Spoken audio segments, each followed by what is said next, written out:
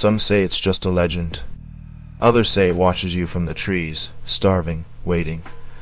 And when you finally hear it scream, it's already too late. So, what exactly is the Wendigo? Is it a metaphor? A real creature stalking the cold forests of North America? Or something much worse, an ancient curse that never truly dies? In this video, we're diving deep into one of the creepiest monsters in Native American folklore. We're talking bone-snapping horror, psychological dread, and stories that have haunted people for centuries. And trust me, you're not gonna want to be alone in the dark after this one.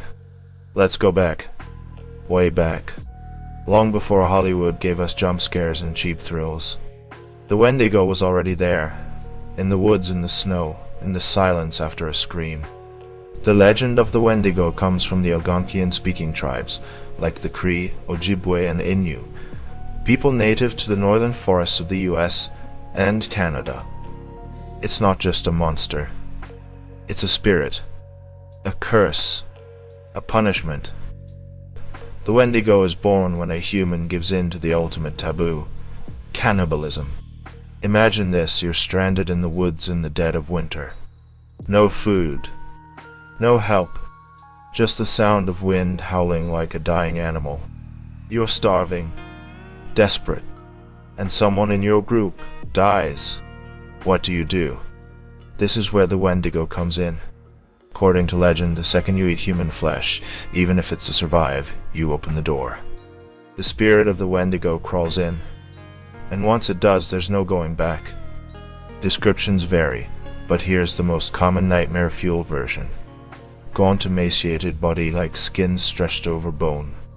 Eyes sunken, glowing with hunger.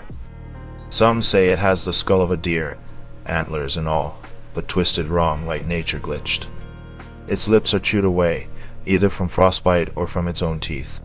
And it reeks of decay, like rotting meat mixed with winter air. But here's the scariest part: it grows with every human it eats. The more it consumes, the bigger and hungrier it gets. Which means it's never full. Ever. Let's hit pause on the monster for a second. Because the Wendigo isn't just a scary story. It's a warning. It represents greed. Gluttony. The kind of hunger that eats away at your soul. In native lore, the Wendigo is what happens when someone becomes too selfish, too hungry for power, control, or even literal food. You don't have to be starving in the woods to become one. You just have to let that inner hunger take over. In a weird way, the Wendigo is kind of timeless. It's not just about cannibalism anymore. It's about addiction, obsession, consuming so much that you lose your humanity. Which, yeah, kind of sounds like a few people we know. Okay, so this is the part where things get real. Or at least, real enough to mess with your head. In the late 1800s and early 1900s, there were actual reports of Wendigo sightings in Canada and the northern US. One of the most famous stories is that of Swift Runner, a Cree man in Alberta. During the winter of 1878, he and his family were isolated. When spring came, rescuers found that he had killed and eaten his wife and kids. He claimed the Wendigo had possessed him.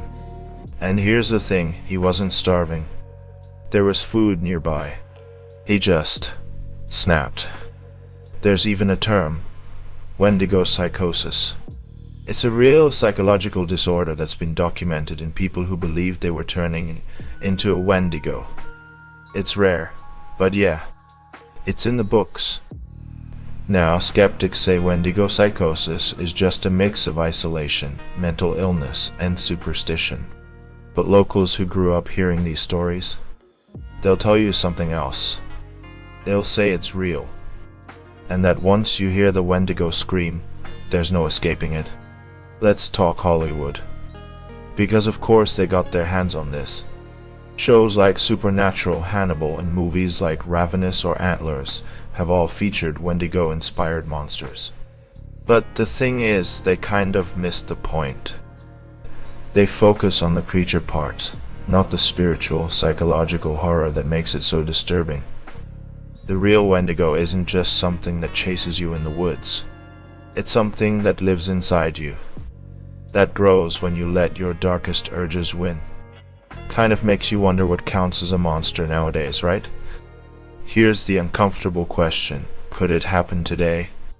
We live in a world where we're constantly told to consume more, buy more, get more followers, more likes, more everything.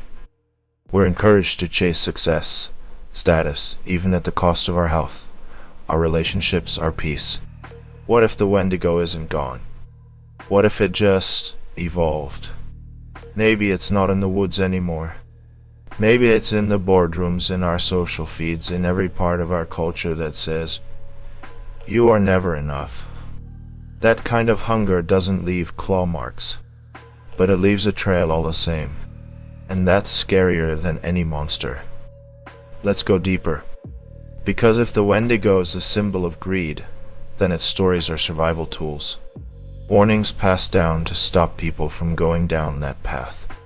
In traditional ceremonies, stories of the Wendigo were used to teach kids the importance of community, of not giving in to despair or selfishness. It wasn't just a boogeyman.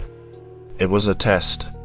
A question: who are you, really, when everything is stripped away? Think about it.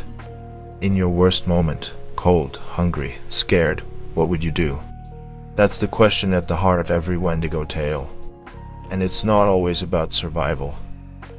It's about what kind of human you are when you're pushed past your limits. And maybe, just maybe, that's why these stories still hit so hard today. Here's the part that sends chills down your spine. In some stories, the Wendigo doesn't need to chase you. It whispers. You'll hear it in your head tempting you, telling you to give in, that you're already lost, that no one's coming, that it's okay to let go. And if you listen, if you believe it, that's when the transformation starts. They say the first sign is the eyes. You stop seeing people as people, just things, food, obstacles, tools. Then the voice changes, cold, hollow, and one day you look in the mirror and you don't recognize the person staring back. Maybe you've already started changing. So, is the Wendigo real? If you mean a literal monster in the woods, maybe not. But if you mean the idea, that part of us that hungers for more, even when it destroys us, then yeah, it's real. And it's hungry. The Wendigo is more than just a creature from a story. It's a mirror, one that shows us what we become when we stop seeing others as human. Whether it's out in the forest or deep inside your mind, the Wendigo is still out there, waiting, watching. And if you ever hear a scream echo through the trees, don't run. It's already behind you. If you thought this was creepy, wait till you see the next nightmare hiding on your screen.